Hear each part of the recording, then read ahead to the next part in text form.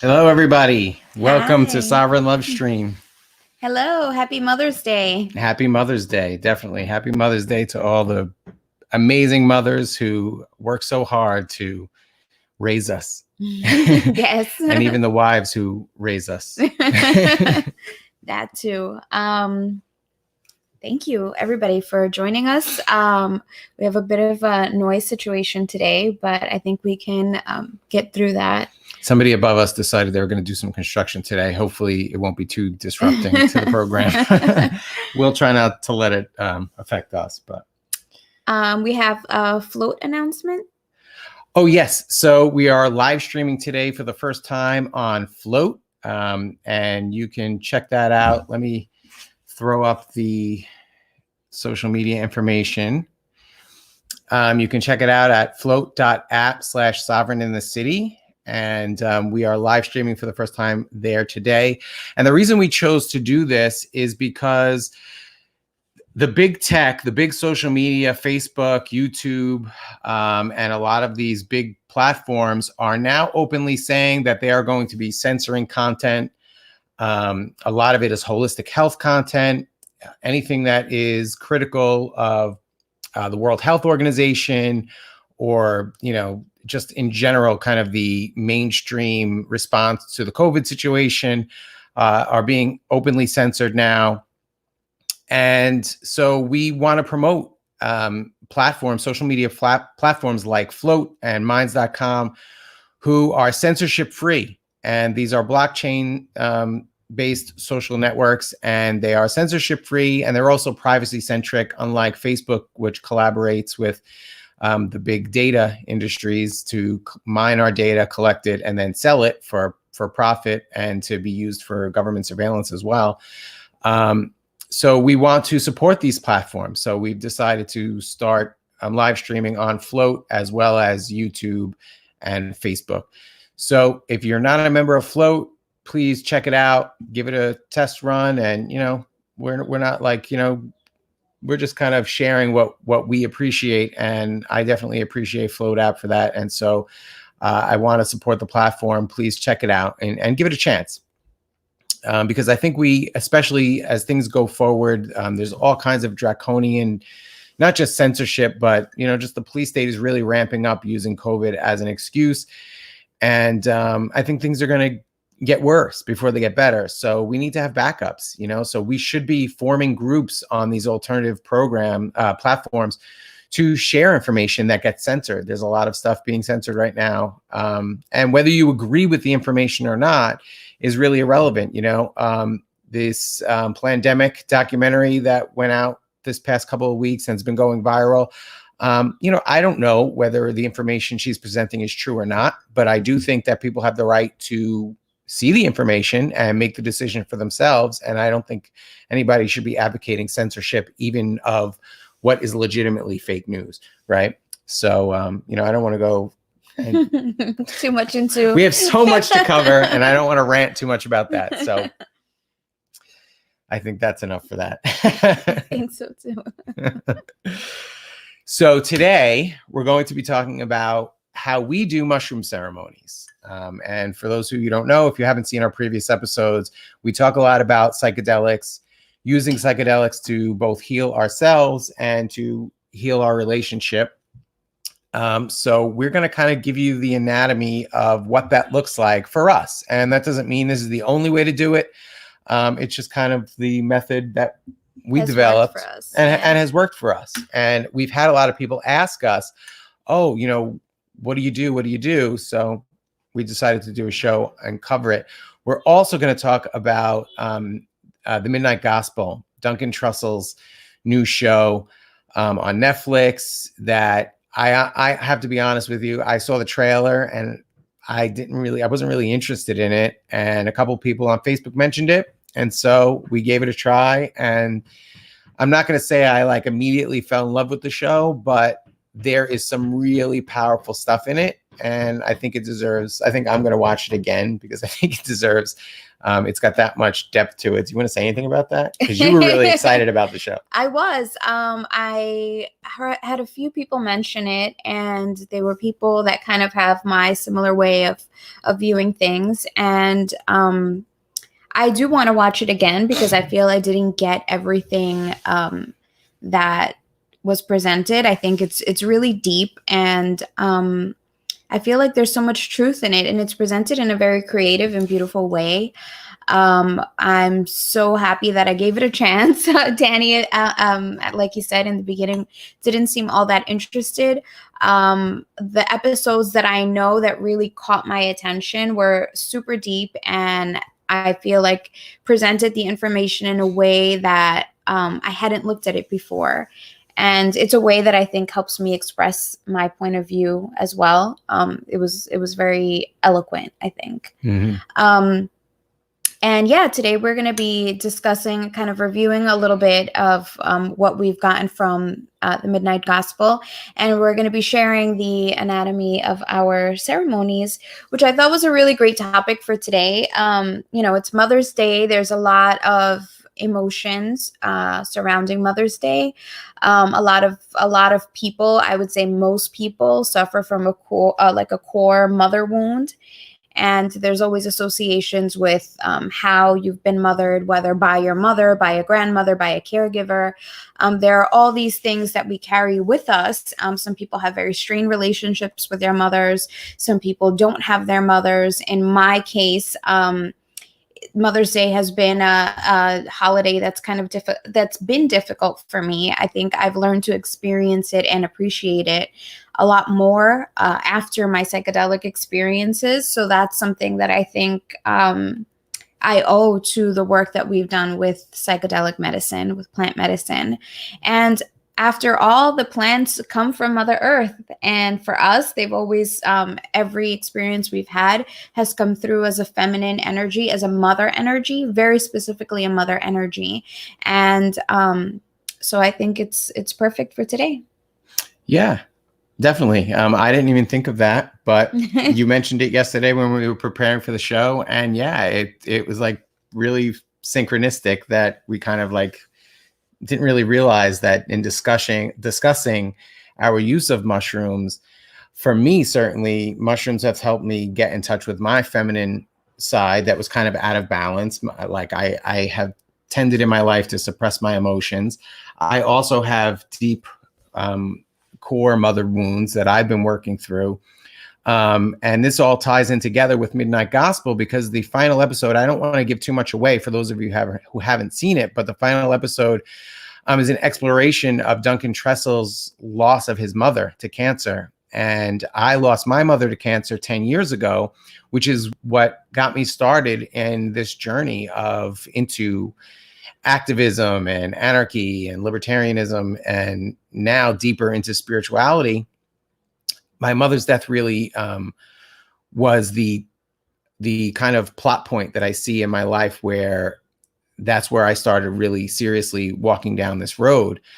So it really resonated with me. And we're going to play a little clip of that episode later. But yeah, I mean, I had a lot of unresolved issues with my mother. We didn't have the greatest relationship before she passed. And I was lucky enough and now I see it as lucky enough or blessed enough, but I didn't always. I was able to be with her in her last moment. I held her in my arms while she transitioned. And now it's a real blessing. But for many years, I couldn't face it. You know, I kind of had a breakdown, and that breakdown led to me doing research and going down the rabbit hole. And which I'm also grateful for, that her sacrifice, her passing wasn't totally in vain, that, you know, it led to this. It led to where I am now. And so I'm grateful for that. And I'm grateful to my mom for everything that she taught me while she was still here, and the things that she continues to teach me, because I'm still getting lessons like her voice in my head sometimes. And now, because because mushrooms helped me deal with her loss, deal with accepting her transition, I'm able to look more positively, right? Like I used to, for the last 10 years, or for the last 8 years, or for the 8 years after her death, I should say, I turned my face away from her because of the shame I felt over how I treated her when she was here, the disrespect and just kind of my nonchalant attitude towards her, because I had those wounds, these things that I felt she had done that had hurt me. And I rejected her because of that. And now I don't have to. Now I don't have to reject her. I can accept her that, she was wounded too. And there were times that she hurt me, but it was out of love, and it wasn't intentional. And I can forgive her for that. I can forgive myself for how I treated her. And now I can look back fondly and remember the lessons that she taught me and apply them now. And it's been really powerful, just coming to terms with that with my mom. And so that's why I think that I want to share that clip from that episode. Do you want to do that now and then get into the mushroom ceremonies? Sure. Okay, yeah. So let's get into that now. Just a little disclaimer: this show is copyright of Netflix, and we don't have specific permission, but we are going to share it under fair use copyright law. So hopefully YouTube will not censor this. So here we go. So you're deaf. Mm-hmm. Losing people to you is so painful. My first novel was called Hard Laughter, and it was about laughing about this very hard stuff. Meditation is preparation for death. I think that's true. And meditation is one spiritual practice that prepares us for death. Do you have any advice for people who are dealing with death in their own lives? Yeah. Most people spend their lives complaining about things they don't like. Think of when you start thinking about somebody else and wanting to give them anything. That's what it's all about. I love being around people that help me see the world through a new pair of glasses. If you look at the world, what you see is things appearing and disappearing. And humans are a part of the whole of that. So the information you're talking about, acknowledging death is an inevitable part of... Yeah, it's so freeing to accept it. Am I dead? There's no way to stop a heartbreak. What do you do about that? You cry. You cry. It's really hard. And the encounter with truth, which for me, you're dying. You okay? This thing has been probably the greatest run-in with truth that I've had in my whole life. It's inexpressible. People really try to avoid the consideration that they are going to die and that people they love are going to die. It opens your heart. It breaks your heart open. Well, I love you very much, obviously. I love you too.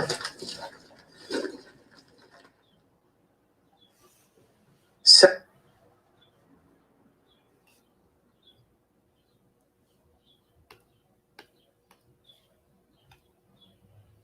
Okay, so there it is. Sorry for that little bit of technical difficulty there, but yeah, that's a little bit of a compilation of several different episodes and some of the scenes, but I thought it was really powerful. That's his mom that he's kind of having that conversation with for most of it. Do you have anything you want to say about that? Because if I get too into it, I'm going to start crying. Which is fine. Which is fine. That's what his mom said. Yeah, that's exactly it. I think that it is very powerful. The conversations that are had in this show are very powerful. Specifically, the point that he makes about having to face her death as being like the biggest moment where he has to face truth, because I think a lot of us live in this world kind of with this hope or expectation that we're going to live forever or as long as possible, and that's not always the case. And I think that throws us for a loop when we kind of come faced with the possibility of death. And I think that when we face that truth, our lives take a different turn. We start perhaps being a little bit more intentional with what we are doing with our lives. And I think that's when you really start living, when you're faced with that truth. And so I thought that was really powerful. The show itself explores many things, meditation, basically existential concepts that were just so fascinating and beautifully told. So and beautifully animated too. Yeah. I've never watched Adventure Time. This is the same animator as Adventure Time. I've never watched that, but a lot of the animations, especially in that last episode, were so just beautiful and really helped Duncan tell this story. And in that final episode, that's actually a podcast that he recorded with his mom. He interviewed his mom before she passed away. And that's the basis of that episode. It's so powerful. So after you're done watching our podcast, go watch it on Netflix, because it's definitely really powerful. And you know what? It might even change your life. But that moment where he says that it was like the hardest truth he ever had to face. It was like he came face to face with truth. And that's what I experienced through the death of my mom. It devastated me in such a way that she was 55. She died of breast cancer also. And it devastated me in such a way that I let go of all my like preconceived notions about the world, where, you know, no longer did I care about like Republicans and Democrats and all that, like these political beliefs or religious beliefs or any of the beliefs that I had amassed over time. I no longer had an attachment to them because my mother was gone. And so none of it meant anything. And when I was able to let those things go because of that, now I could start seeing the world a little bit more honestly, right? I mean, it took time for me to let go of other attachments. But that it jump-started the process where now I could look at the world honestly. And that really played such a major role in my development. It's in your awakening. Yeah, in my awakening. Absolutely. So yeah, thank you, Mom. Thank you for all of that. And thank you, Duncan Trussel, and thank you, Duncan Trussel's mom. For sure. Yeah, so I think for us, we all carry these mother wounds. My mom is still alive, and I actually have a pretty good relationship with my mom, but that doesn't mean that our relationship is perfect. There are still things that we are working through.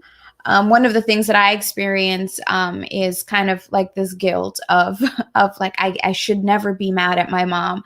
I should never be upset at her or have, I don't know, like stand up to her in some way, like as if that makes me disrespectful. But I'm learning to navigate my relationship with my mother where we can speak to each other honestly, and I can set healthy boundaries, which I think is something that I've struggled with for most of my life, is setting those healthy boundaries. So ultimately, a lot of our adult responses come from how we've learned to deal with our parents. In most cases, your mother is the one who cares for you or is the main caregiver. So that's why I think ultimately it comes down to a issues with our mom that we are dealing with when we get older.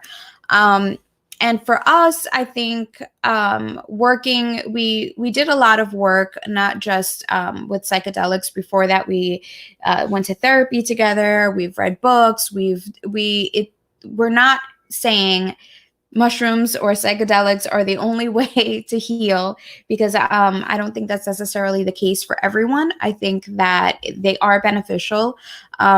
And it is important to think about the, setting is one of the main things. So maybe we can start working through what our process looks like. Sure. Okay. So, well, why don't you start, because this is kind of your area, the setting the setting. I think, well, I picked it up through more of a shamanic way of of handling these ceremonies. And for me, that's what feels the most, I don't know, the most powerful, the most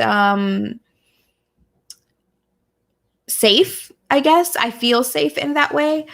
So what we tend to do is we especially like to clean the space that we're going to be having our ceremonies in.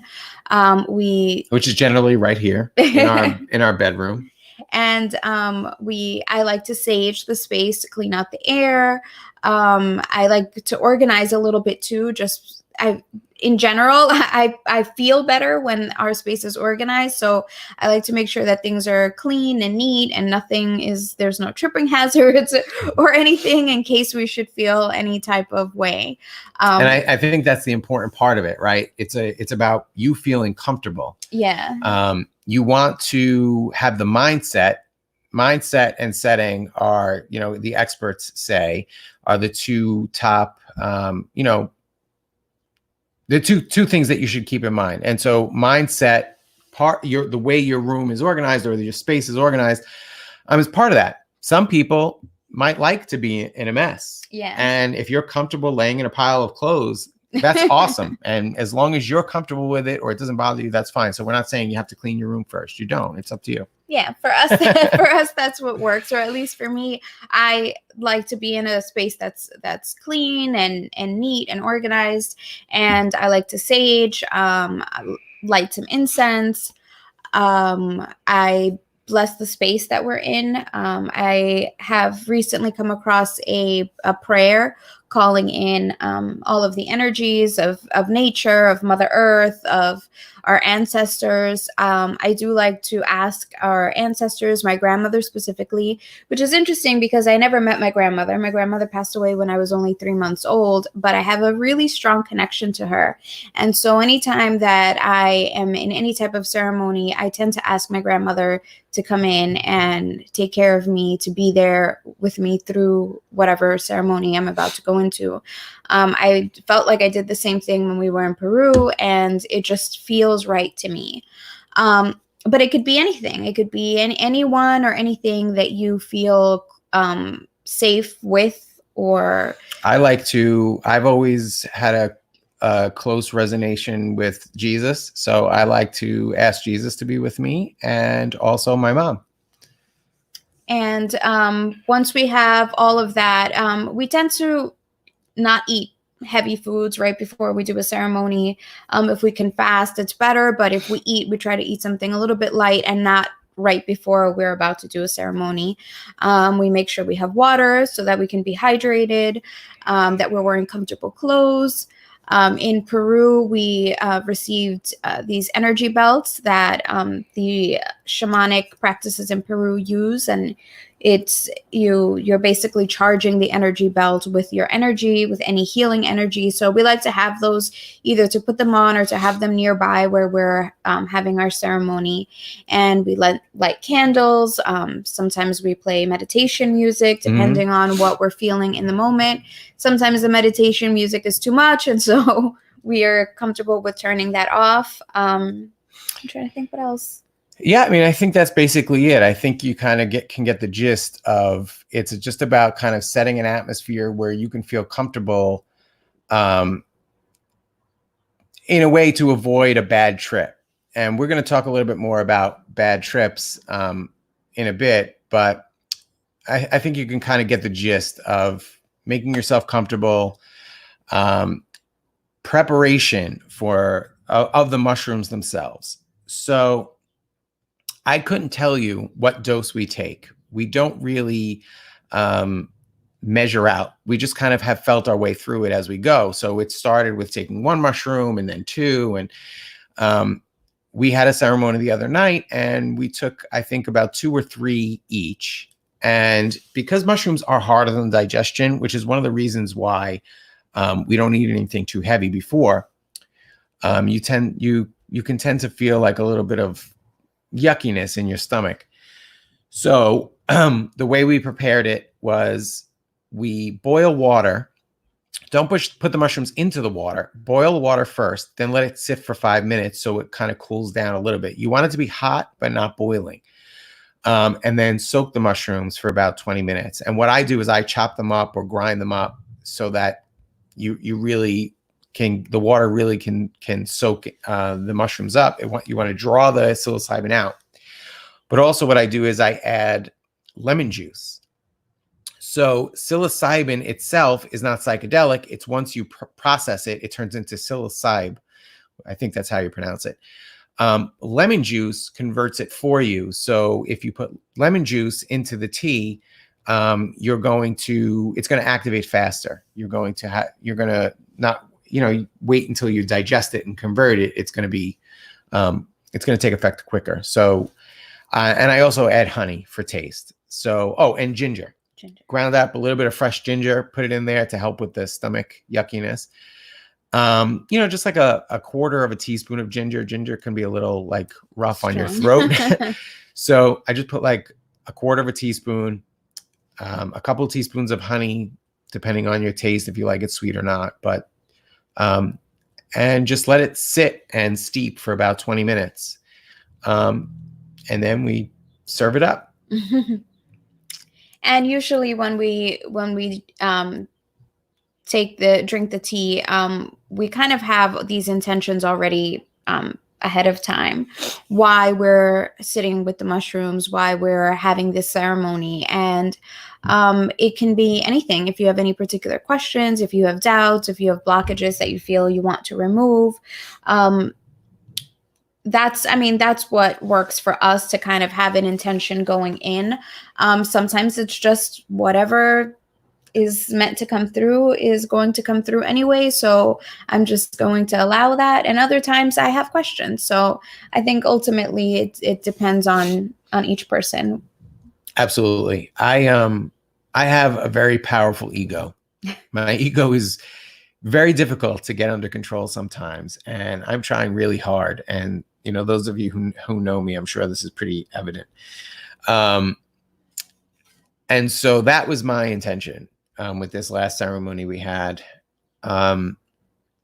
was, just trying to figure out how I can get more closely in touch with my soul, with my, perfect self, my truest self, my highest self, depending on what religious tradition you come from, what you might call it.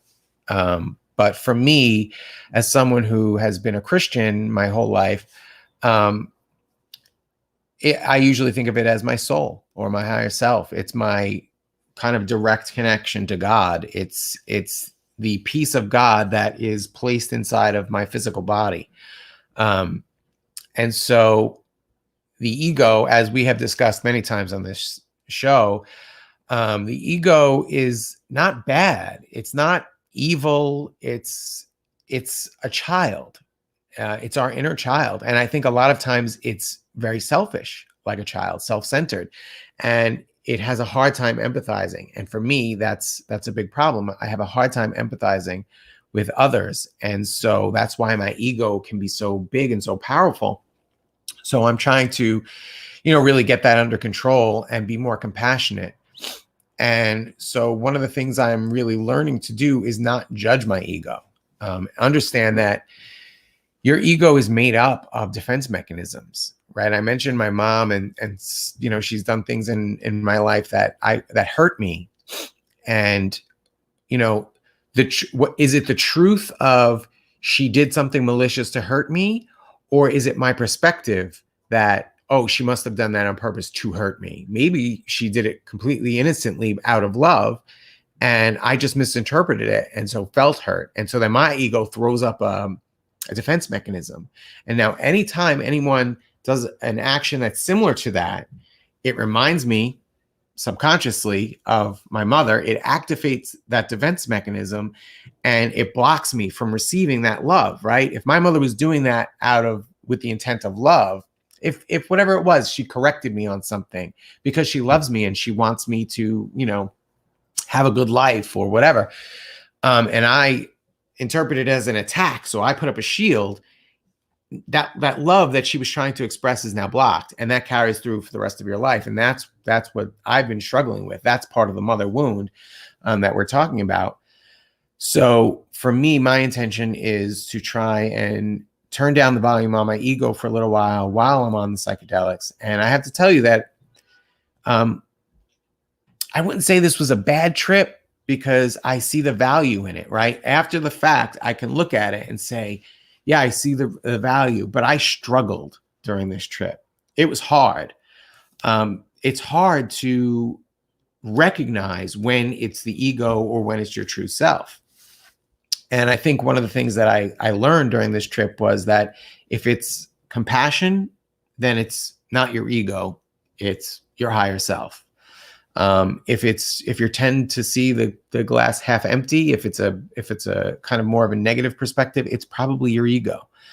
And that's like maybe one of the ways you can help identify when your ego is like knee-jerk reacting to something, rather than your higher self kind of guiding you through and helping you react in love. Do you want to comment on that? This was a mouthful. Yeah. One of the things I heard recently, actually in the Midnight Gospel, was I don't remember if it's the mom or somebody else makes a comment saying that when your heart breaks open, when your heart is open to its fullest capacity, it's beautiful. You can experience unconditional love and unlimited love, but at the same time you experience pain. You experience both sides, and so it's so much and so overwhelming that we have created an ego to protect us from that pain. And as we protect ourselves from the pain, we're also blocking off some of that love that can flow through us, to us from anybody else, or even just from the love that exists within all of us.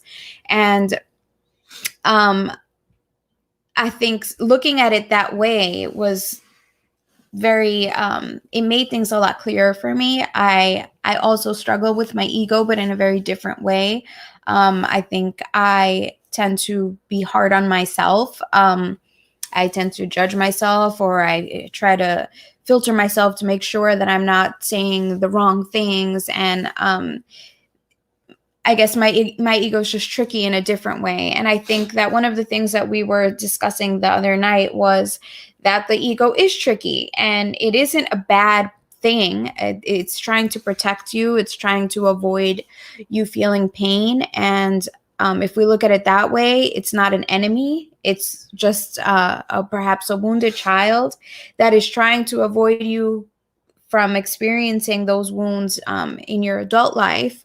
And I think once we come to terms with that, we'll be able to observe it more and not act from a place of ego, because we can observe it and say, oh, I see what you're doing there. Or, oh, thank you for trying to protect me, but it's cool. I got this. I know how to respond to this now. I'm not operating from a place of my wounds anymore.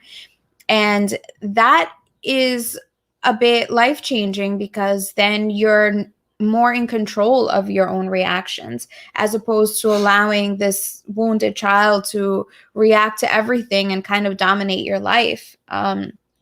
Would you say that the ego is necessary? Yes, I think so. I think that in order to live the life that we're living here, the experience that we're living on Earth, I think the ego is necessary. I think that a lot of, or maybe not a lot of, I think especially Christian and in some spiritual circles or traditions, the ego is seen as like something that needs to be killed. I see that phrase ego death a lot. And I think, I think I agree that I think that's like an overreaction. Yeah, I mean, I'm just kind of thinking about it. I'm kind of thinking out loud. Yeah, I think that's an overreaction to say, oh, we need to kill our egos, because I don't think it's possible to kill your ego. I think, is it completely possible to totally take your subconscious mind and bring it into your conscious awareness? It's probably not possible in this realm. Yes, I do agree that we should have that standard of trying to do that and endeavoring to do that, right? To bring as much of the subconscious into our conscious awareness as possible, so that, like you just said, we're not just knee-jerk reacting to everything. Somebody makes a comment on my social media, maybe that seems critical of something I've posted, and instead of having the knee-jerk reaction, well, screw you, get off my wall then, if you don't like it, maybe I'll feel that at first. I'll feel that resistance, like, what's this? Why is this jerk criticizing me? But if I can take a moment and say, okay, calm down, ego. It's okay. This person disagrees, but let's find out why. That's interesting that you made that comment. Why do you feel that way? What is it about what I posted that is upset you to make you, and then that's a way then we can continue the conversation rather than just reject people. And when you have those conversations, recently I did a debate with somebody on vaccines. And I don't want to say anti-vaccine, but I'm very, very cautious about vaccines. I don't really believe in the concept of vaccines. I believe our immune systems evolved for us to come in contact with bacteria and viruses, be infected. Our body, as long as we're nourishing our bodies the proper way, our bodies can fight off these infections, and we develop antibodies which create wild immunity, which is lifetime. Vaccines are problematic. They create immunity, but most times it's a very short-term immunity. And I think the side effects of the preservatives, anyway, without going too much into it, you can see I like to go on these rants. The guy that I debated is very pro-vaccine, but we have a really good rapport where we don't allow our egos to get in the mix and call each other names or devolve. The debate doesn't devolve into negativity because we respect each other. And so if you can develop not just that relationship with other people, but develop that relationship with your own ego where you respect it because you understand its intention is to protect you. But a lot of times it's misguided because it hasn't matured past a certain point where your conscious mind has continued to mature through your life.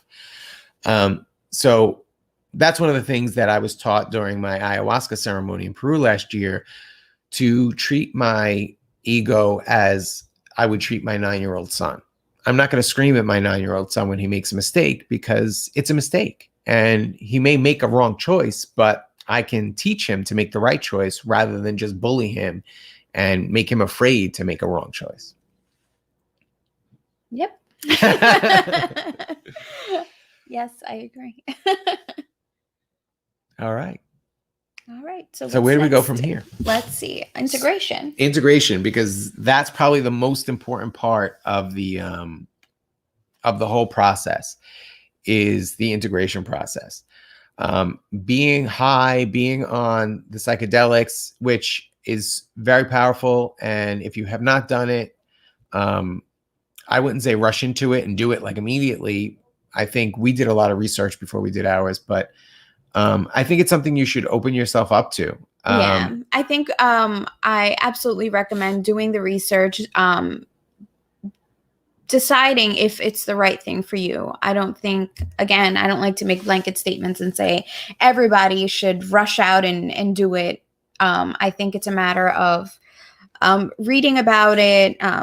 I don't know, whatever your way of digesting information best works for you, but get as much information as possible and then decide if it's something that you want to do. There are definitely places now that are opening up studies for using psychedelics for treatment for PTSD, for depression. So, those are options. If you're looking for like a really safe route, if you're afraid to do this on your own, then I would recommend perhaps something along those lines. If you're willing to just try it, then yeah, do your research, see what's the safest way for you to do it responsibly. And like you said, for us, the most important part winds up being the integration. Now, usually when we start to feel the medicine wearing off, we close out the ceremony. I like to sage again. I like to thank any and all spirits, energies, any and all protectors for being there with us. Any information that has been revealed to us, we thank it all, we honor it, and we close out the ceremony. And then we kind of sit back and have a chat about what we experienced, what we understand from it, what we're struggling to understand from it. And sometimes those conversations last for days or weeks. I mean, we're still integrating our trip from Peru, which was a year ago.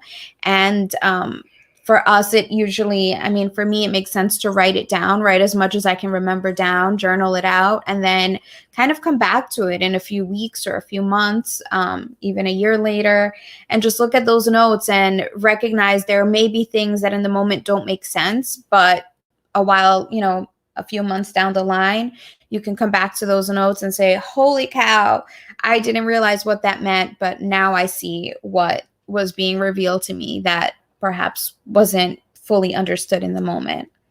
Yeah. And the journaling is absolutely key. I've actually been kind of re-journaling. My handwriting is terrible, so I've been recopying my journal from the past 2 years into a new notebook and trying to be very deliberate so that you can read it. And I have a lot of new perspective on some of the old journal entries, and so you kind of build on that. But we will spend hours and hours.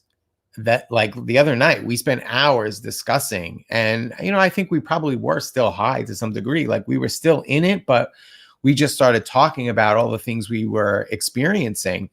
And you know, I don't mind sharing if you're okay with it. We can kind of share some of the stuff we went through. As I said, my ego is very powerful. It tends to be very strong, and it tends to have a lot of, which I kind of discovered the other night, it has a lot of techniques. And so sometimes I'll have like, my ego will say something and I'm like, okay, no, that's too much. I see that. That's the ego. Let me not do that. And then another idea will pop up and it's like the opposite idea. And I'm like, oh, okay, so maybe that's my higher self, but no, that was the ego too. It like will throw out anything. So Vanessa kind of comes from the other end of that spectrum where she has insecurities about expressing herself. And this is a powerful woman sitting next to me. And she is so intuitive and so compassionate and so loving and so empathetic that she is very wise. And she doesn't always have the confidence to share that wisdom. And she can talk about why that is. But because of that, during our ceremonies, there tends to be a balance. But what happened the other night was my ego, she was expressing, it was her turn to talk. She was kind of expressing this, why don't you just say it so I don't have to speak for you? Yes, I do have a problem using my voice, and that's something that I'm working on. But specifically in that moment, I was having a moment of kind of stepping into the things that I'm recognizing about myself, recognizing that I do have this innate wisdom. And it sounds, I feel weird even right now saying that. That seems like, oh, I'm being really egotistical right now. Like, look at me saying I'm wise. But which is why I said it for her to kind of pave that. So I had this moment of saying like, wow, I do recognize these things. My best friend, I sent her a message for her birthday, and she told me what she felt from that message. And it seemed so powerful. And it almost like made me step back and say, holy cow, I didn't realize that I am sending out this energy when I speak to her or when I say these things to her. There's all of this behind all of that, you know, all of what I'm saying or sharing. And so I was kind of able to see myself, and I was discussing seeing myself in this new light and recognizing the power within me, recognizing the love within me. And as I'm saying these things, Danny's next to me, and all of a sudden my ego starts going nuts. All of a sudden having this really strange reaction. I like was feeling so uncomfortable in my body that I had to like get up, and I'm in my mind, I'm saying, don't interrupt her. She's finally expressing her power. She's like in it. Don't interrupt her. But I had to like get up, and like I got into like this weird like fetal position on my knees, and I couldn't just let her like I had to interrupt her. It was like my ego just was like, don't worry about me. I'm okay. Even though I'm in this weird position, just ignore me and continue to say what you're saying. Like, it was totally unnecessary. Why didn't I need to say that? I could have just kept quiet and she would have continued. But it was like this weird little thing. Like, and I realized that the discomfort I was feeling was a reaction to her power, right? Like, I'm not ashamed to say that I have insecurity about her power because, and I think a lot of men do have insecurity about the power of women in general and maybe even their own spouse. And it subconsciously manifests in these ways where I interrupt her, I talk over her, I don't listen.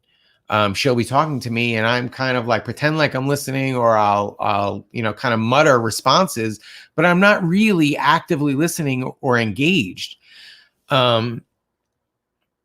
So I think that, like,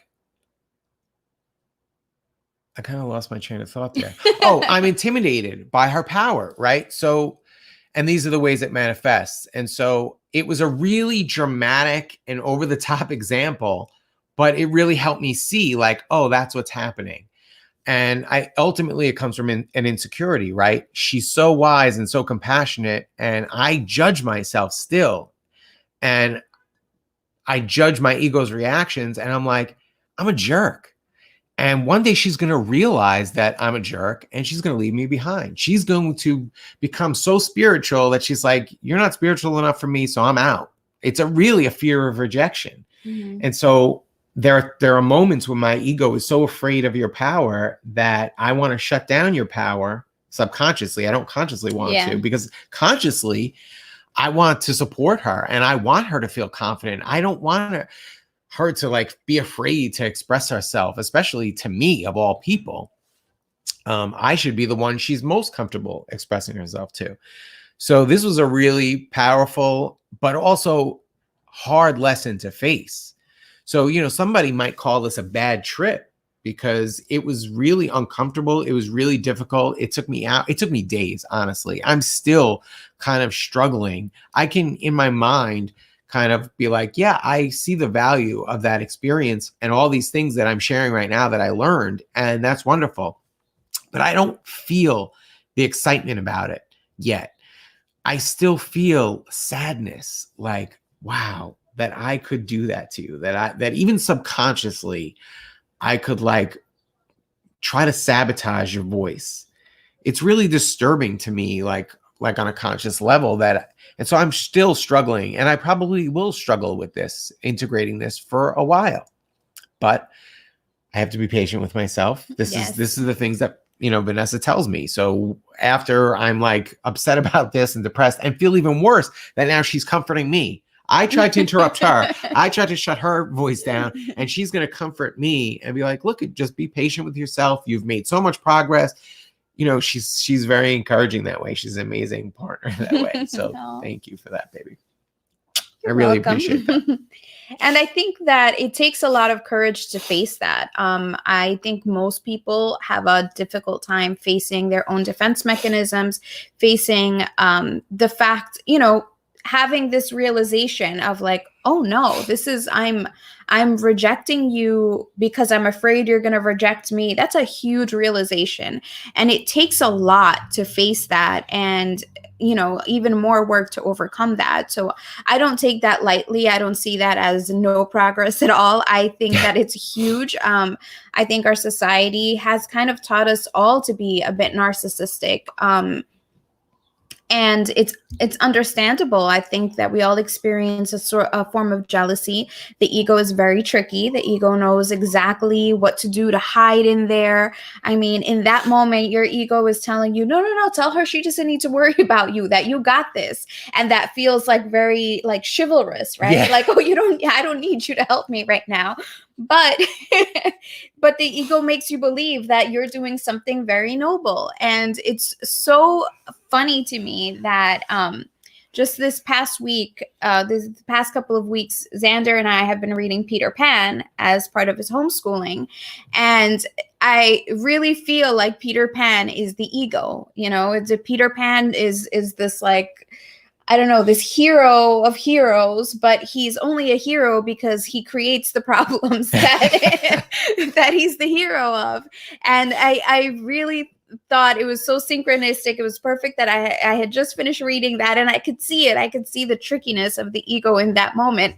And we laughed about it. We thought it was kind of funny to realize, like you said, here I am interrupting you to tell you not to worry about me.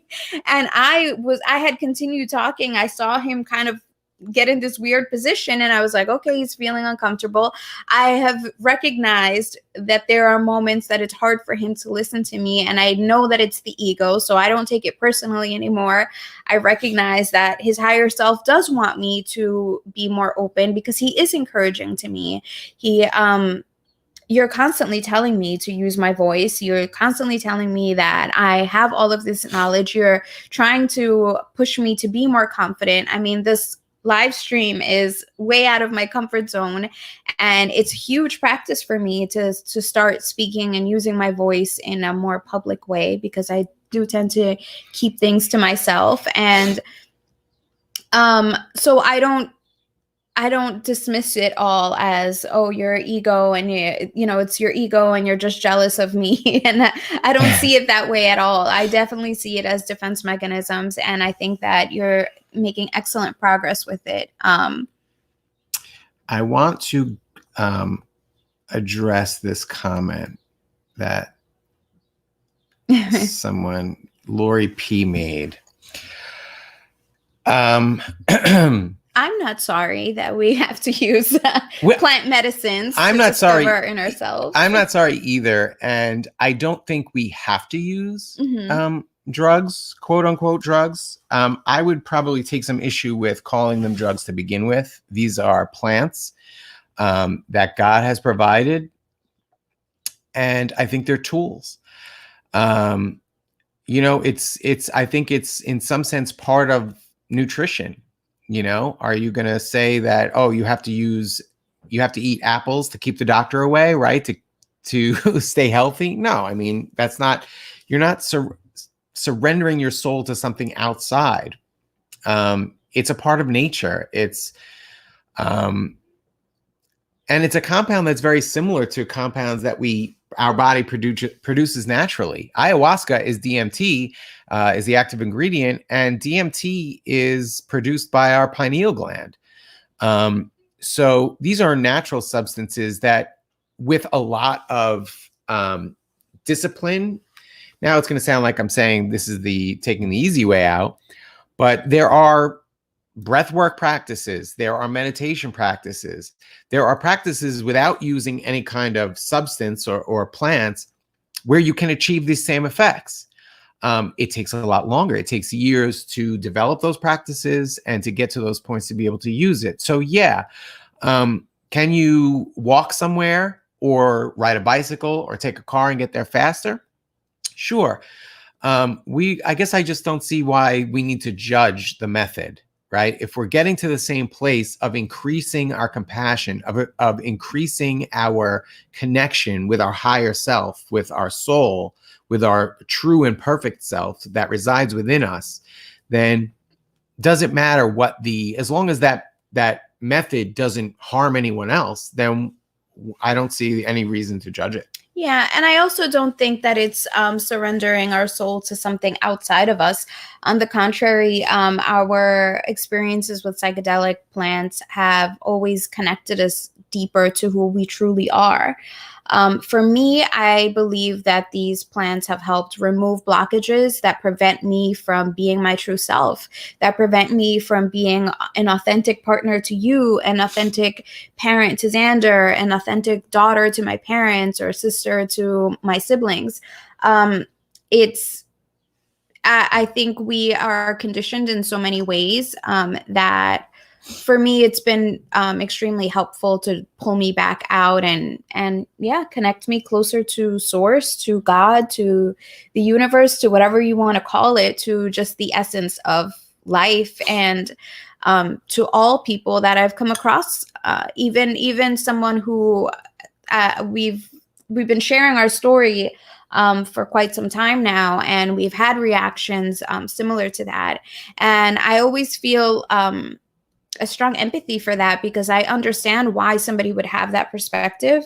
And I don't necessarily think it's a wrong perspective. I understand where Lori's coming from, this idea of why can't we do this on our own? And the truth is we can. Our society has just been so detached. We've been fed this illusion of separation, this idea that we're not connected. And it becomes really hard for us. There are people that have experienced so much trauma. I've experienced trauma in a way that I don't think I even recognized that I was experiencing trauma. One of the funny stories of our trip to Peru was I sat with with the shaman, and she said to me, like, "You've had such a difficult life." And I kind of like giggled on the inside and thought, this lady doesn't know what she's talking about. Like, I've had an easy life. What is she talking about? And it wasn't until going through some of these defense mechanisms, going through some of the exercises that we were doing through the course of our retreat, that I realized there were so many ways in which my voice had been shut down. There were so many ways in which my self-esteem had been diminished and just torn apart. And so I was walking around with a ton of anxiety, with depression, with low self-esteem, and all of these things are tragic. I don't get to express myself. I don't get to say the things that I truly feel. I'm not free to do that. And that is a tragedy. And that is a difficult life to kind of go. And we live in a society where we think that's normal. It was absolutely normal for me to think that I have low self-esteem. All right, I should just keep my mouth shut. I should just be quiet. I should not be seen. I should not be heard. And that was absolutely normal.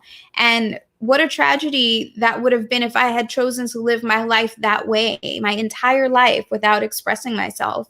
And for me to be in a place now where I can talk, where I can come on a live stream and say these things and be vulnerable and honest, that is way more meaningful to me. And I'm so glad that my eyes were open to it. So I am very thankful. I'm thankful for those opinions as well, because I think it's important to address those opinions. Yeah, for sure. I think I'm grateful that you bring that up, and that you have this idea. We're not here to convince anybody that they should take any type of psychedelic medicine.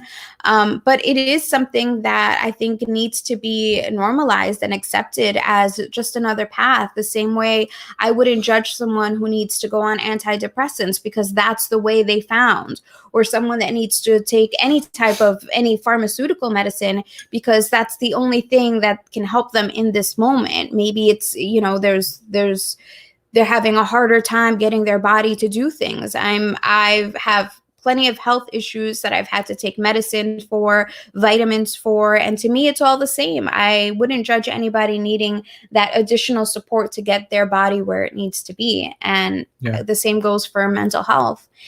And for us, it's been truly a gift because we've been able to connect with each other on a much deeper level, and we are able to share our experiences with other people, to be able to talk to people and tell them about the things that we've gone through. Perhaps those people don't have to take the medicine now because we're sharing those experiences and planting a seed that maybe they weren't aware of. Yeah, that's interesting perspective as well. One of the things, because I grew up a Christian and, I have a lot of Christians in my life. One of the things Lori's perspective is definitely one of the objections I've heard. Another is demons, fear of demons. And I want to just quickly address that. If there's any, I saw someone, there's a Christian making some comments. Even the Bible teaches that demons and the devil are there to teach us lessons. God gave the devil permission to test Job. So I have encountered demons in my mushroom trips. I mean, I believe those demons are really just projections of basically ego, either defense mechanisms or fears that have kind of metastasized. But also maybe thought beings, right? Like racism is a huge thought being. Misogyny, men feeling like women are less than them, and which really comes from a place of insecurity, right? It's really an egoic thing that has manifested as this kind of patriarchal society that has existed for the last few thousand years. And we have a lot of evidence that it wasn't like that prior. So yeah, those are in a sense demons, and they're demons that have to be dealt with. We have to wrestle with those demons so we can, and I think wrestle with them and not defeat them as much as when you love them, when you apply love to those demons, negative energies, they have to flee. The Bible says that, right? That demons have to flee in the face of love. So when you love them, they flee, they leave you, you purge them out.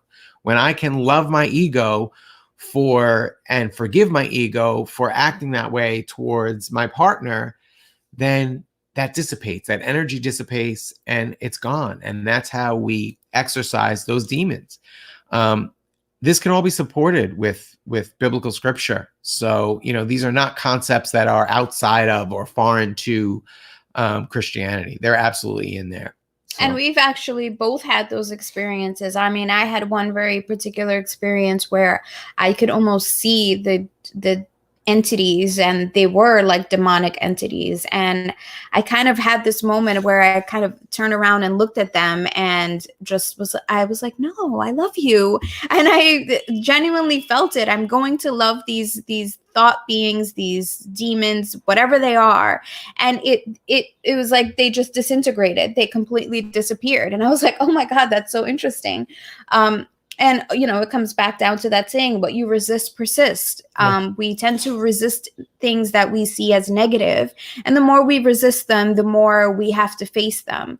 And, going back to this idea of a bad trip, I believe Duncan said that the other day. I don't know if it was on the show or in one of the interviews we watched with him, where he said that a bad trip is just really you having to face the things that you don't want to face. Yeah. And ultimately, that's what it comes down to. Exactly what it is. Anytime I've experienced anything that feels like a bad trip or part of a trip that feels bad is just something that I'm afraid to face. And once I get through it, always with love, it dissipates, it disappears. It's not like I no longer have to deal with it, but when it comes back, it's just the remnants of that experience. And it's easier to recognize. It's easier to recognize. It's easier to deal with and integrate. It's taking me a few years, but I'm working on loving those parts of myself that I've rejected over the years because I was told they were bad things, or, they weren't things that I should have. And I think it's the same thing with the ego, which is why we have such a hard time with the ego. When we recognize it, we want to just obliterate it. Why do I have this part of me that feels jealousy? Because we don't want to deal with the negative things. So we just want to get rid of it. Yeah. So it's out of sight, out of mind. I don't want to have to hear about it or deal with it. So let's just obliterate. Let's kill the ego, and then I'll never have to deal with this again. But that's just not the reality of how it works. Yeah. I love this comment right here. Yeah, I was just going to post that as well. The only sin is not loving. And that's kind of the conclusion that we've come to over the past couple of years. And Jesus said that. Sin is simply separation, and separation is the separation from love. And so God is love. Sin is separation from God. So sin is separation from love. Exactly. When you choose love, you will not sin. Jesus said that. So yeah, these are absolutely compatible with Christianity. So yeah. Good stuff. Thank you for the comments. That was a great comment. We love hearing from you guys. We love hearing, your feedback. If you have any show ideas, things you'd like us to talk about, if anybody wants to come on the show to talk about something, get in touch with us. Leave a comment on YouTube. We go through the comments, or on Facebook or any of the social media platforms. Send us an email at sovereigninthecity@gmail.com. Tweet us, Instagram us, whatever you want to do. Sorry, we're in New York. Even with the reduced traffic of the quarantine, we still have to deal with the beeping of of the traffic. So the social media is down here. Follow us, like us, all that good stuff, and you'll never miss a show. And, once again, we just like to say that we don't profess to be any kind of experts. We're just sharing our experiences of how we are healing ourselves and helping to heal our relationship. And we hope that people find value in that. And if you take even just one idea, then I think this podcast is a success. So yeah, and if you have any ideas to share, I think for me, the whole point of this podcast or live stream or love stream is to sort of create a community where we feel comfortable sharing these things. It's difficult to be vulnerable nowadays with social media. Everybody posts the beautiful parts of life, the great things, the happy moments, and it's very rare to see vulnerability. And I think being in a relationship is hard work. Being a human being is hard work. Yeah. So to kind of be in this together, to kind of create this community where we share our experiences, where we're vulnerable about our experiences, perhaps will create an opportunity for others to be vulnerable as well, to share their experiences, their tips, and for us to just kind of help each other. Absolutely. We're so happy that you all joined us. Thank you so much. Have a great Mother's Day to all the mothers and future mothers out there. We appreciate you. You guys are definitely heroes in my mind. Yeah, I think that the women of the world do an amazing job, as do the men. But today we're celebrating the women and the work that women do every day in not just mothering their children, mothering partners, mothering our parents at times. It's a lot of work, and I'm mothering my dad. Yeah. Sometimes it's a lot of work, but I know that most of us, if not all of us, do it with love and in hopes of, raising conscious children, raising, children that are safe and happy. And it's hard in the world that we live in today. So thank you for your service. Thank you, Mother Earth, for birthing us, for creating us, for allowing us to live in what at times we feel is a difficult world. But the truth is, it's beautiful. We get to meet beautiful souls like a lot of you that are commenting here, all of you that are commenting here. So thank you so much. And we'll see you guys next week. See you next week.